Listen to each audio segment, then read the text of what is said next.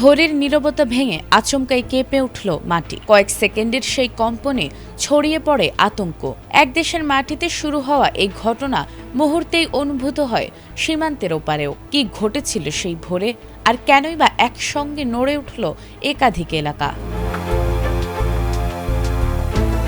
সোমবার ভোরে মিশরের সিনাই উপদ্বীপ এলাকায় শক্তিশালী একটি ভূমিকম্প আঘাত হানে। তবে এর কম্পন শুধু মিশরেই নয়, দক্ষিণ ইসরায়েল ও ডেড সি এলাকাতেও অনুভূত হয়েছে বলে জানিয়েছে জেরুজালেম পোস্ট। মিশরের national research institute of astronomy and geophysics জানিয়েছে ভূমিকম্পটির মাত্রা ছিল 5.6। এর উৎপত্তিস্থল ছিল সুয়েজ শহর থেকে প্রায় 38 কিলোমিটার উত্তরে।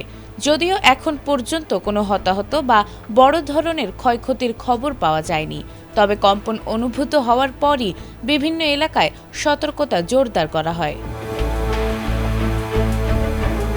মিশরের রেড ক্রিসেন্ট জানিয়েছে, যেসব প্রদেশে কম্পন টের পাওয়া গেছে সেখানে জরুরি সাড়াদান পরিকল্পনা চালু করা হয়েছে। সম্ভাব্য ঝুঁকিপূর্ণ ভবন থেকে দূরে থাকতে এবং সরকারি নির্দেশনা অনুসরণ করতে জনগণকে আহ্বান জানানো হয়েছে। অন্যদিকে German research centre for geoscience ভূমিকম্পটির মাত্রা 5.4 বলে জানিয়েছে। তাদের তথ্য অনুযায়ী ভূমিকম্পটির কেন্দ্র ছিল ভূপৃষ্ঠের 10 কিলোমিটার গভীরে। ভূমিকম্পের পর ইসরায়েলের অনেক অ্যান্ড্রয়েড ফোনে স্বয়ংক্রিয় সতর্কবার্তাও পৌঁছে যায়।